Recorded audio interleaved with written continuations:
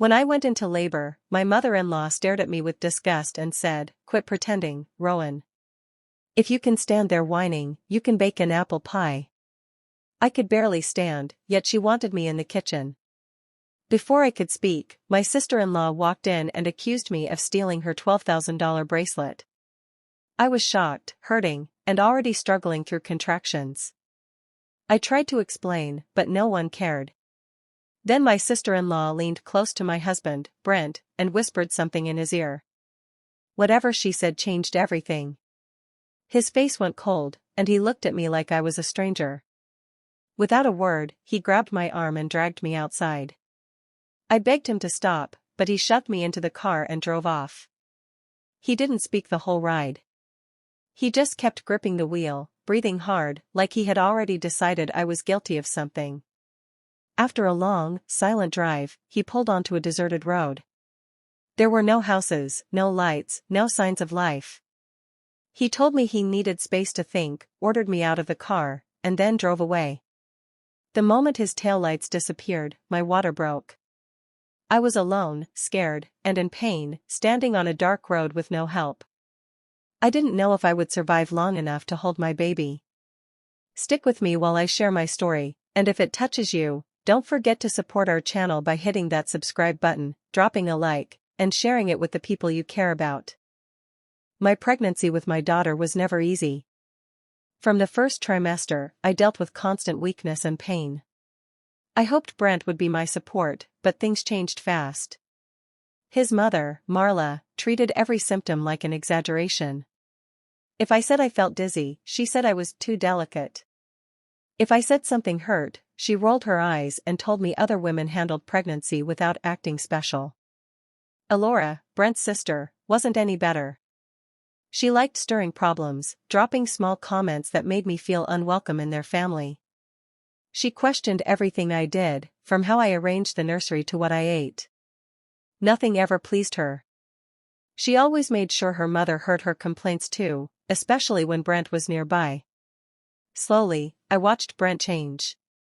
In the beginning, he defended me. He told Marla to calm down and reminded Elora to mind her business. But over time, their constant remarks started sinking into him. When I mentioned how their behavior hurt me, he said I was imagining things. When I asked him to spend more time with me, he said I was clingy. It felt like I was losing him piece by piece. I tried to keep peace, hoping things would improve. But every visit, every dinner, every simple moment turned into tension. Marla claimed I was too fragile, and Elora loved repeating it. Brent started believing them instead of trusting me. The day everything shifted wasn't dramatic. It was small. Brent came home from his mother's house quieter than usual. He didn't hug me. He didn't ask how I felt. He just stared past me, like something about me had changed in his eyes.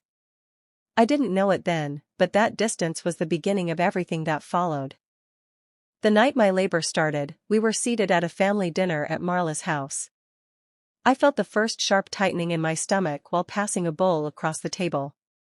At first, I tried to breathe through it quietly, hoping it was a false alarm. But the next one came harder, spreading across my back and legs. I placed my hand on the table to steady myself. Marla noticed and gave a short, annoyed laugh. "Rowan, please," she said, waving her hand as if I were interrupting her evening. "You're always making a scene. Sit up straight." Another contraction rolled through me, and I had to close my eyes. She leaned back in her chair and scoffed. "Honestly, some women just love attention."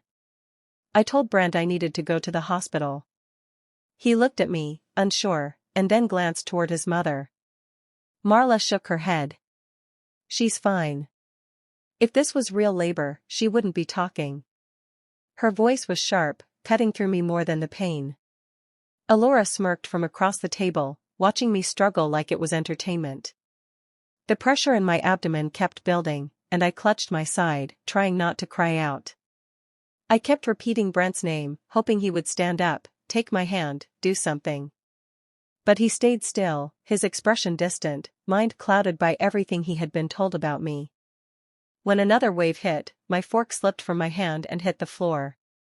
Marla sighed loudly, as if I were ruining her evening on purpose. Dramatic, she muttered. I felt fear rising inside me. I needed help. I needed support. But surrounded by their cold stares, all I felt was the start of something much darker than labor, something that showed me just how alone I truly was. Another contraction tightened through my stomach, stronger than the last, forcing me to grip the edge of the table. I tried to breathe steadily, but the pain made my hands shake.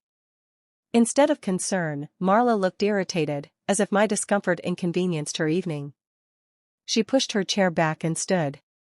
Since you're just sitting there, go make the apple pie, she said, pointing toward the kitchen. A real wife can handle a simple dessert without all this fuss. Her words hit me harder than the pain. I stared at her, unable to understand how she could watch me struggle and still speak like that. My legs trembled as another wave of pressure rolled through my body. I shook my head slowly, trying to hold myself together. I can't, I whispered.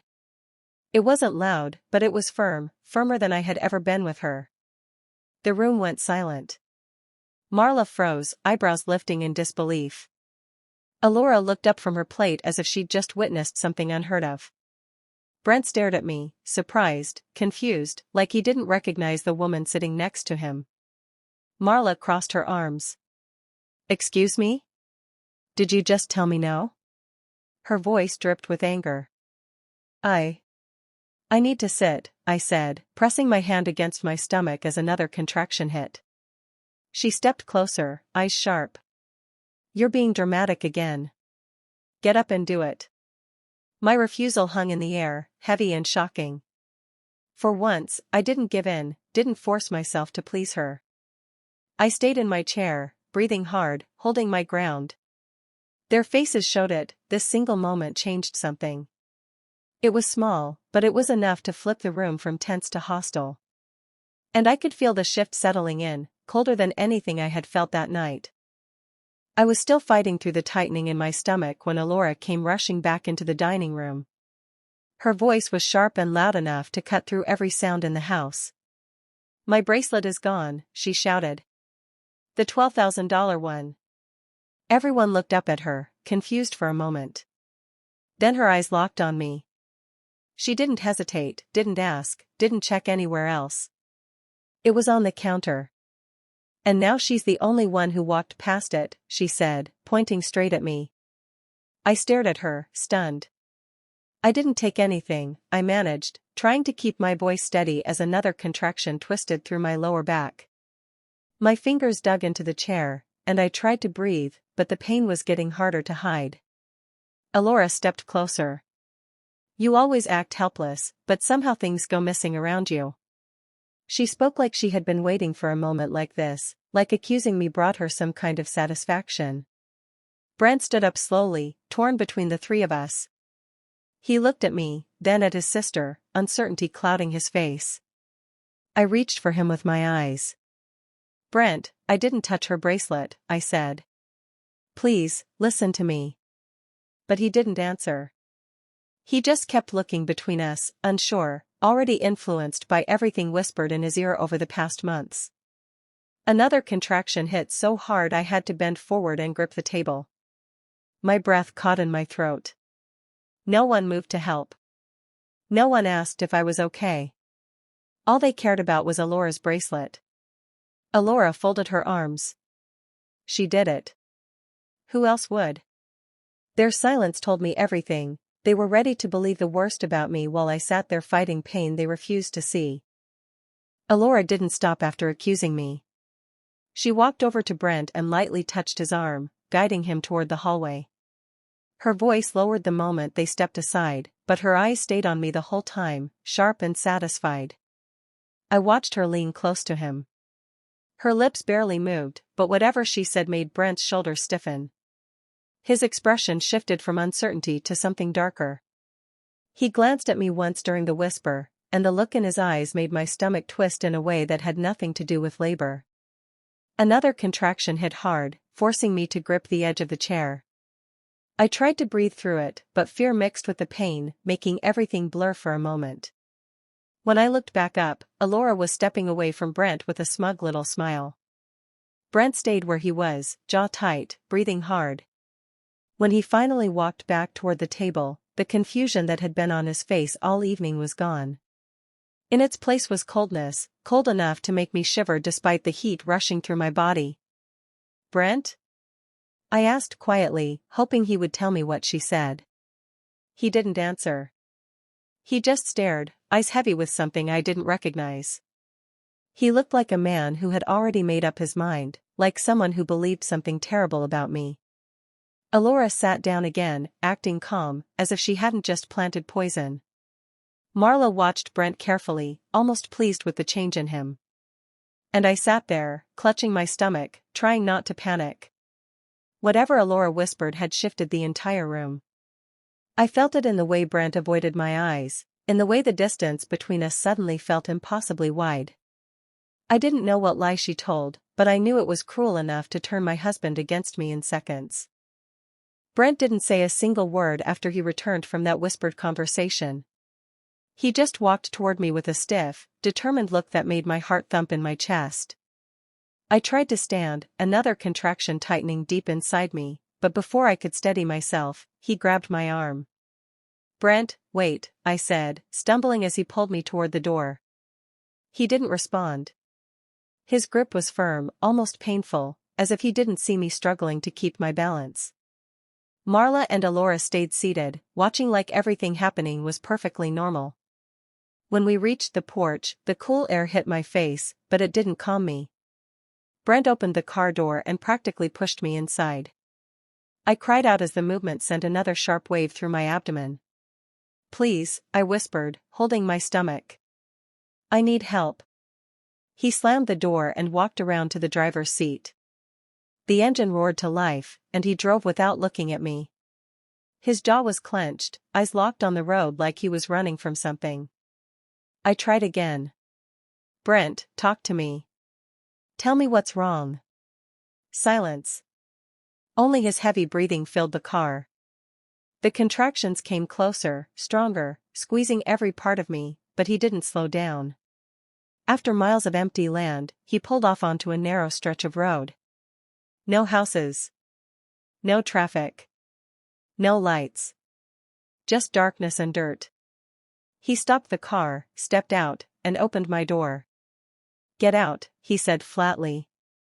I stared at him, shocked. "Brent, I'm in labor." "I need space to think," he replied, voice cold, eyes refusing to meet mine. Before I could beg, he shut the door, got back in the car, and drove away, leaving me standing alone on that empty road as pain tore through my body. The sound of Brent's car faded into the distance, leaving only the wind and the pounding of my own heartbeat. I stood there shaking, one hand on my belly, trying to process what had just happened.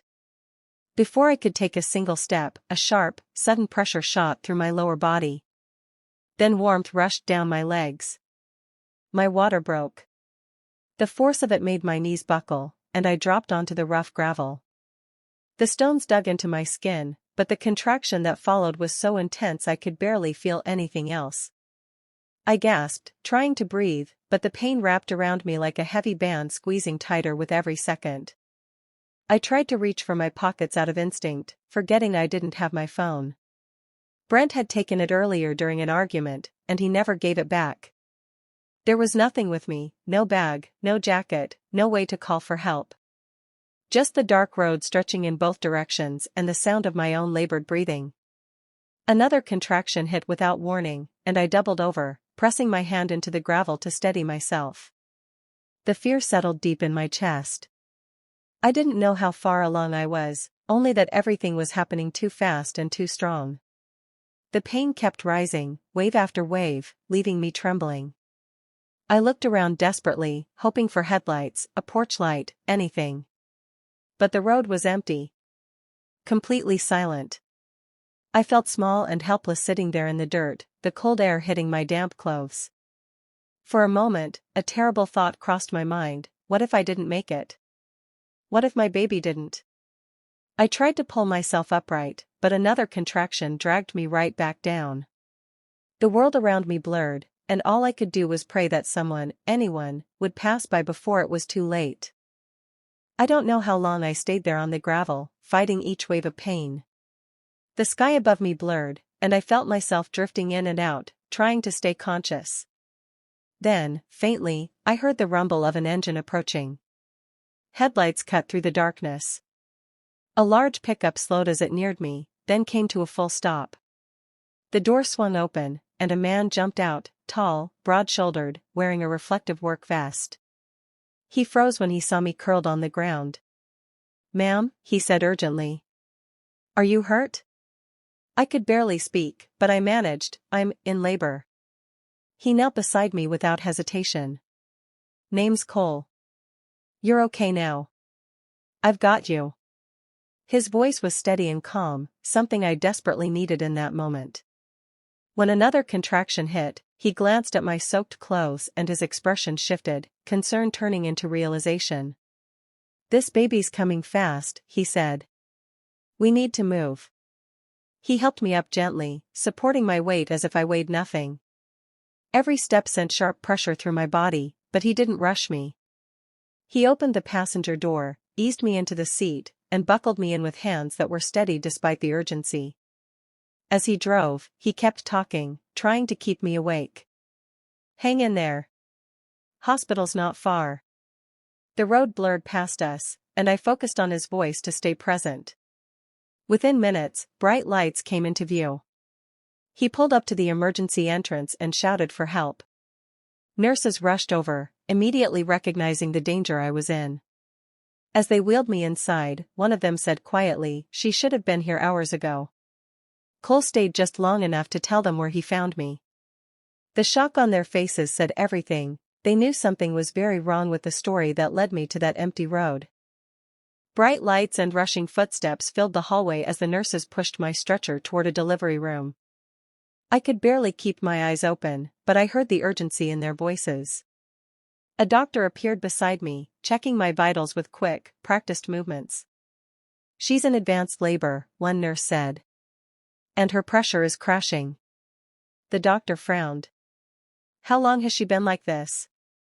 I tried to answer, but another contraction tore through me. He examined me again, his expression tightening. "She's showing signs of dangerous complications. We need to act fast." The words drifted through my fogged mind, dangerous, fast, pressure dropping. Fear cut through me sharper than the pain. I had known something felt wrong for weeks, but every time I mentioned it at home, I'd been brushed off, called dramatic, told I was imagining things.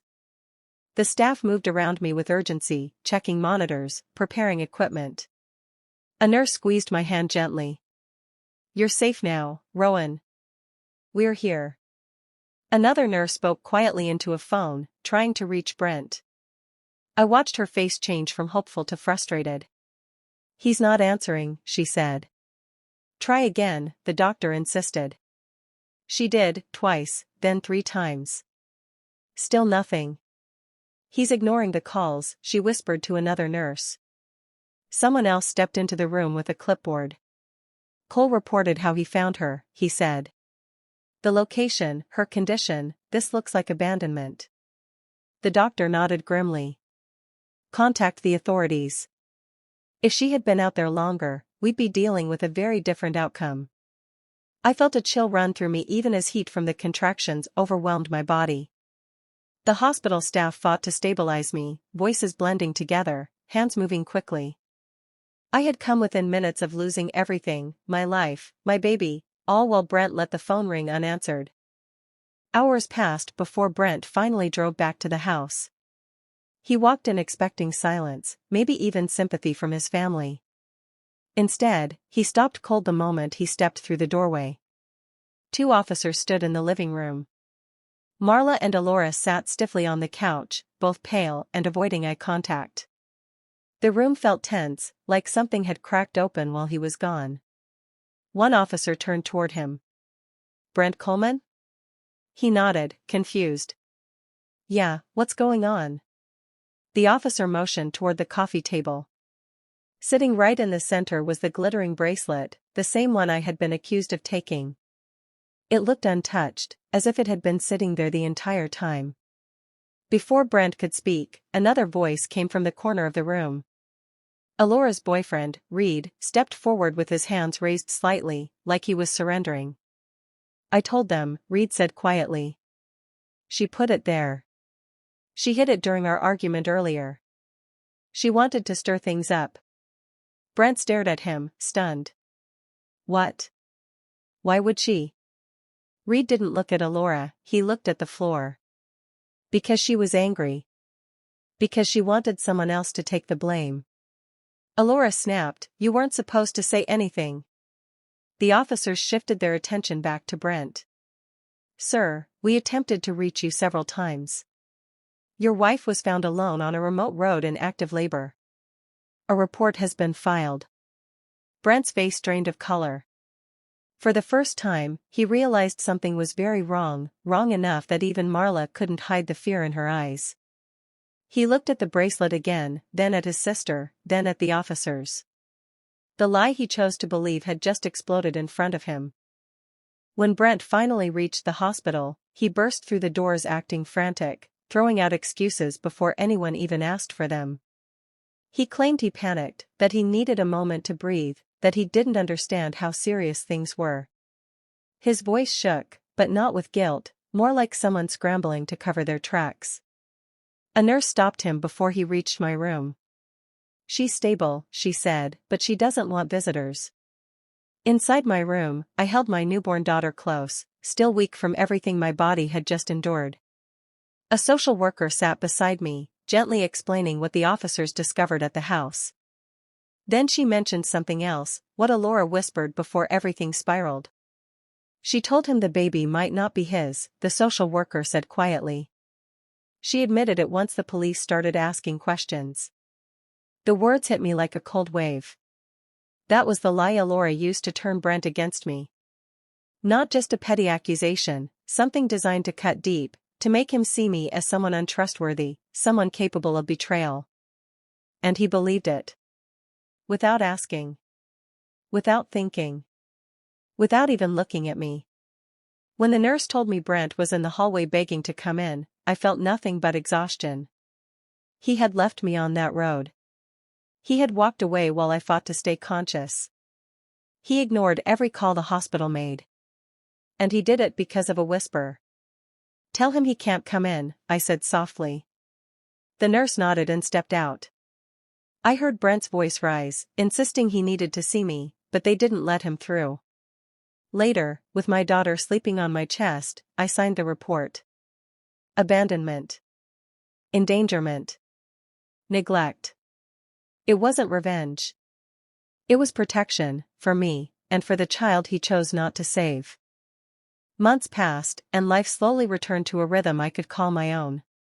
The hospital became a memory, the fear and pain fading into strength I hadn't known I possessed. I named my daughter Lily, and every day with her reminded me that the world still held light, even after the darkness I had endured.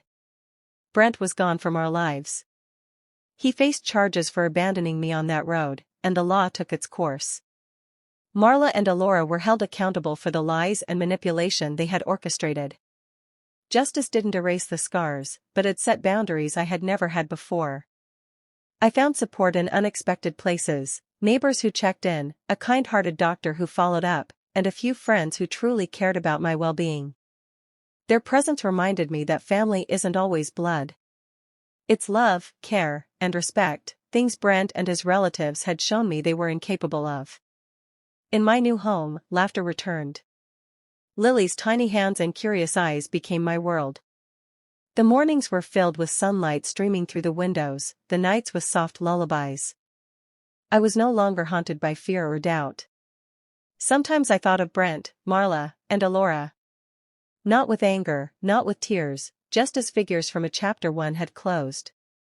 They watched from the sidelines as I built a life of stability and joy, a life they couldn't touch. And in that realization, I found the true power of revenge, peace. I whispered to myself often, holding Lily close, sometimes the most powerful revenge is living a life full of love, happiness, and freedom, while those who tried to destroy you are left to watch, unable to take part. I finally felt whole again.